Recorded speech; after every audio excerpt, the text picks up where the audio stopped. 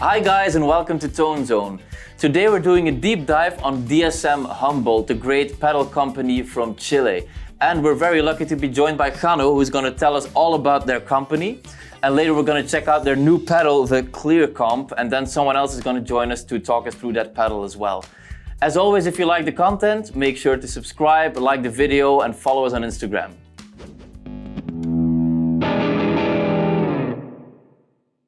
So let's get right into it. Jano, thanks for joining us. It was a long flight to the Netherlands, yes. I can imagine.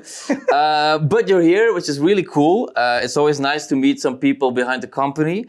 And can you tell us something about, first of all, how did DSM Humboldt start? Because it's a pretty new company. Yeah, well, first of all, I want to thank you and the people from UCFAC for allowing to be here with you. We're enjoying the time with you, and we hope...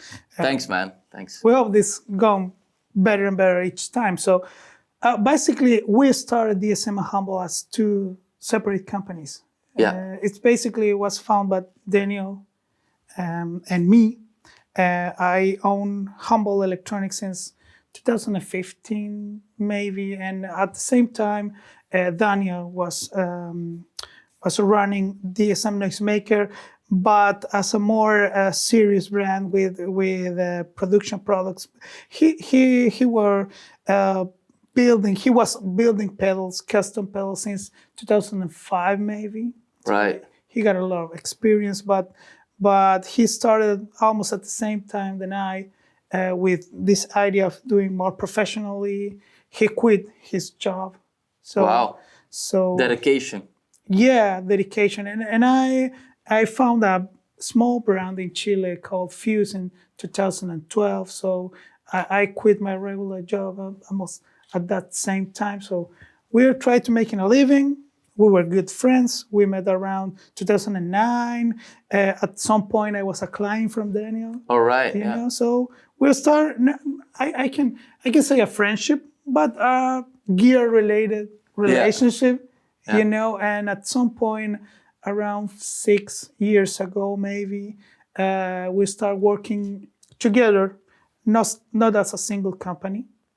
We found out some government support for attending some NAMM show to show up what we're doing, right? And we joined forces, and after that, just a few years after that, we decided to, we have a good chemical working. We can complement our talents, our strengths, and our weakness, so we can complement really well. So start working together was something really organical, really based on our friendship. And we started, our very first project was the Simplifier, and the rest is history. Right, yeah, because the Simplifier immediately turned out to be very much loved, very popular. Yeah. Then it was followed up with the Simplifier Deluxe, so the even more, like the same thing, but with even more options, I guess you could say.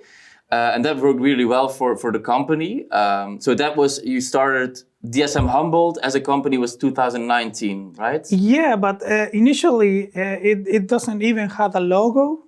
You know, the penguin comes really after that, because in case the Simplifier was a complete... it didn't work, it didn't sell. No problem. Yeah. Both companies can keep separate ways, you know. So it was DSM and Humboldt, and we bet a lot on the Simplifier, but we never imagined that we became an instant success. Yeah, because it really was. It was an instant success. I saw it in a lot of magazines, also over here in Europe. People were checking it out and really liking it. I mean, we tested it out ourselves here at ToneZone, and I was just blown away by the quality for the price also. Because it's actually very affordable, and you get really, really nice amp sounds out of it. So that was really cool.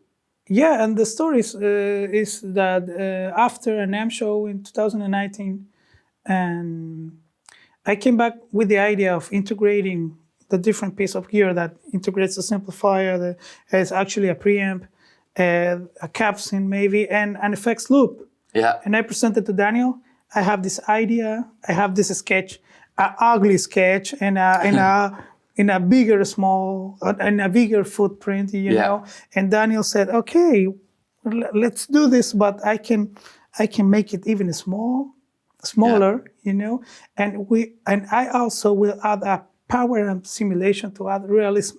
Okay. That's and it was a huge challenge. Yeah. And it's also still an engineering. Yeah, for challenge. sure. Yeah, but like you say, it's cool that you and Daniel really complement each other. So you have an idea, and he's like, yeah, but we can also do this with it, and that's how a product is born. So I think that's a really beautiful process. Yeah, and when this guy came up with the first prototype that was really small, I almost can't believe it. It's like a sandwich. Yeah. There's a motherboard that is like the brain, and the other boards for the inputs and outputs, and we decided to keep going. We have something special here, and we start working on the sound. They start to doing some fixes and polishing, but it was a great product in the first moment we released it. We released it in a very special date for us in Chile. It was September 11 in 2019. Oh, yeah.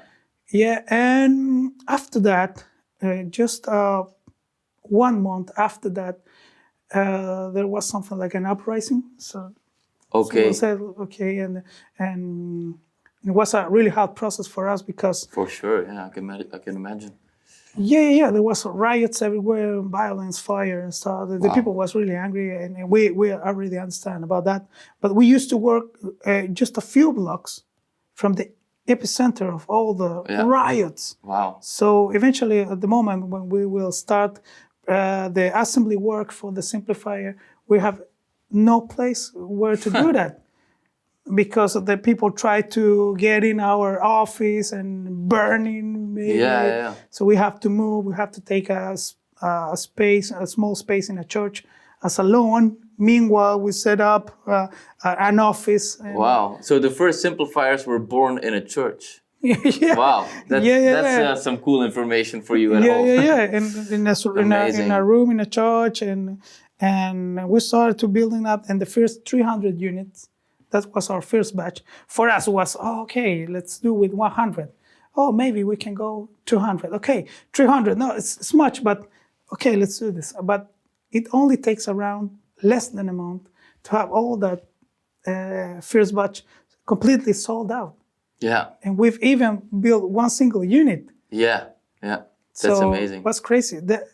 Literally was an instant success. Yeah, that's what really kickstarted the company, I guess. And now you followed it up also with the silver linings, the great overdrive, and really versatile overdrive. I mean, I immediately bought it after I played it. I was like, I need to get me one of those. So I'm obviously a big fan. But we already discussed that one in a different video. And now we have the new pedal. We have the Clearcomp, yes, which is your own take on a compressor. And we're going to go deeper into the pedal later on in the video. So first of all, Jano, really, thanks so much for talking to us. It was a pleasure. And for me too. Thanks please feel free to swing by anytime you come to Europe so we can talk about your awesome products again. Thanks so much, Stefan. Well, thanks to all the MusicFax family and the ToneZone channel for receiving us. We'll be right back.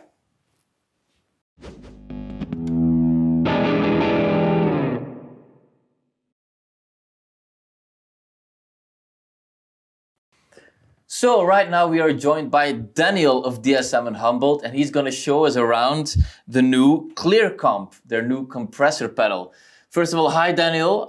Once again, welcome to ToneZone, and we hope you had a safe flight, just like your partners. And let's get into it. Tell us a little bit about this new pedal. Like, what was your goal with it? What do you hope to achieve with it? And why is it different to other compressor pedals that we might have seen before? No, thank you, Steph. I'm so glad to be here. I'm very happy to be invited by MusicFax, and being with you guys, it has been a pleasure. So I'm here to talk about Clearcomp. It's our new development. I have been working on it about a year, and I wanted to achieve like a new design for a compressor. You know, most of things that are in the market are really limiters or have a similar design. So I wanted to start and make my own compressor, my own way of things. Yeah. So Nice. I started from the ground up, experimented with some diodes and JFETs and stuff, and turned it up with a new way of compressing that I call it like dynamic threshold compressor. That it's different from the typical compressor where the gain progressively is reduced as the input level rises. So this is different. You have a more or less fixed gain reduction that you can set with the ratio control. But the interesting part is that the threshold varies with intensity. Right. So it gets a really special compression effect that it's more mild and it really blooms the sound and the harmonics because it's more natural. And I like the feeling. It feels like an acoustic guitar. It's compressed, but at the same time has dynamics and in response to the intensity that you're playing. Yeah, I've been playing around with it a little bit before we started shooting, and I know exactly. I understand what you mean. Yeah. It's a very different kind of compression. It feels very natural in your hands as well, and it can really enhance your clean tone. So that's very cool to hear. Right, so let's get into it. Let's talk about some of the functions of this pedal. And I think the first thing we should start with is the threshold switch, because I see we have a low, a high, and a mid setting for it. So how does that work? Well, the threshold switch sets the starting point for the threshold because it's dynamic. It goes up and down as you're playing according to the intensity. Right. So the threshold switch sets the starting point for that. So if you want more compression or you have a low output guitar or a low output instrument, because it can be used with different instruments, you want to set the starting point low. Right. Okay, and the mid and high correspondingly with the intensity of the input. Yeah, right. So, for example, for a normal guitar, not too hot, not too weak, you have the mid position is the right one. That's the one I thought worked very, very well with this guitar. Yeah, which is like a modern kind of take on a Strat. Modern, it's not that vintage. Not the pickups are not that weak, so it has some power on it. Yeah. Shall we start with that then? First, I'll play something clean. So this is just the amp.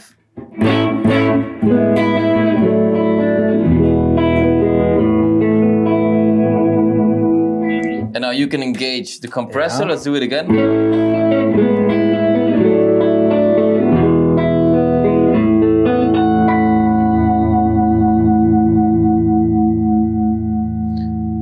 That was great. So immediately you hear there's more sustain there, there's more life there.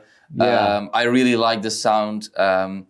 So maybe we can just keep going, and I'll just leave it up to you for this video. You can just fine tune it and find the sweet spots that you like and that you think are cool. And if there's anything we should know about, just stop me right in my tracks and we'll talk about it. Yes, now I can show you the limiting setting that it's pretty common to use on guitar for funky swells and chops.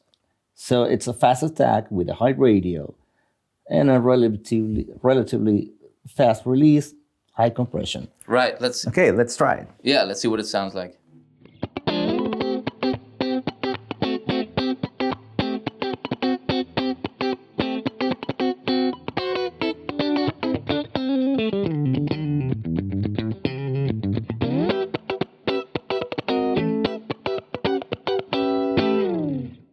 Yeah, and we're blending a little bit of the original guitar's signal. You know, if we put it all in, you have pure compression. All right, let's see what that sounds like. Right.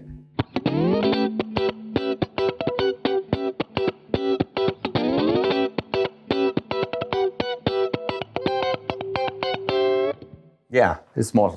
Yeah, that's more snappy. That's super funky. I love it. I love it. Yeah, for example, if you want a more natural sound, you can for like a studio compressor, you can reduce the ratio, have a relatively fast attack and a slow release.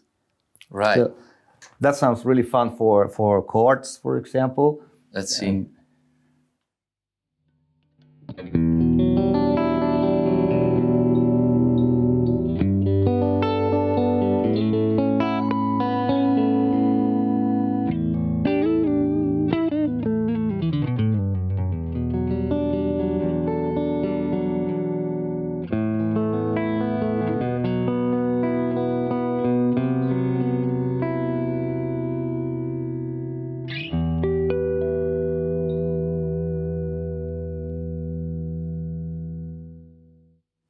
Yeah, that sounded great. Yeah, that's beautiful, man. That's beautiful. I Yeah. love it.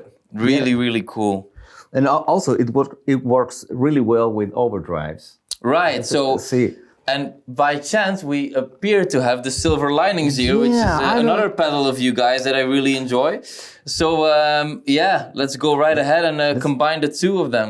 okay, let's set the silver lining in a tube screamer-like setting.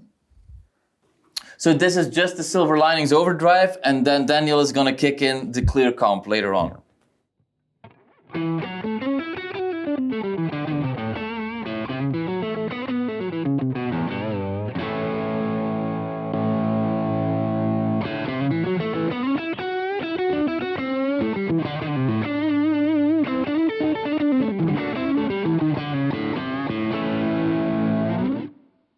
That sounded great too. Man, that's super, super bluesy, you know, and usually people would think that adding a compressor would make it sound less natural, but it just seems to enhance what the silver linings is already doing. Yeah, it shows the nuances of your playing, you know. Exactly, exactly. Yeah, it really brings forth the way you attack the strings, and that's really cool, man.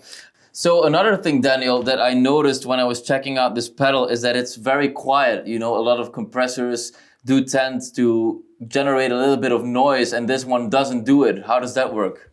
Well, the design took care of that. You know, I used a design and developed a way to compress without having to reduce the input level so much to work with the dynamic range of the gain cell. It's technical, but that is usually the cause of the noise.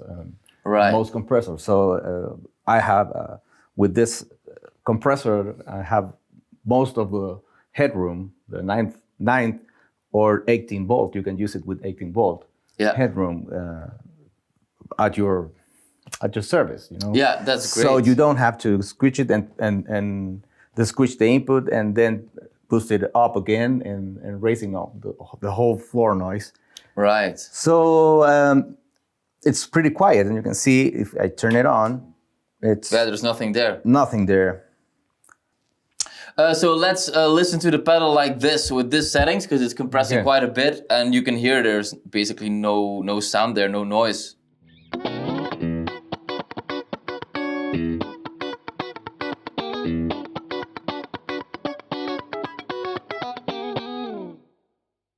Yeah. Quiet. Nothing. Really, really quiet. So that's very, very cool. Yeah. All right, man. I think we've got a pretty good idea of what this pedal sounds like. Is there any other secret settings you want to share with us before we close it out here? Yeah, we could try the slow rising compression. Right, like yeah. The breathing one. Like, this is good if you want more sustain on leads. Yeah. Or want like a sustainer kind of sound. Yeah, let's try it out. Would you like to put the drive?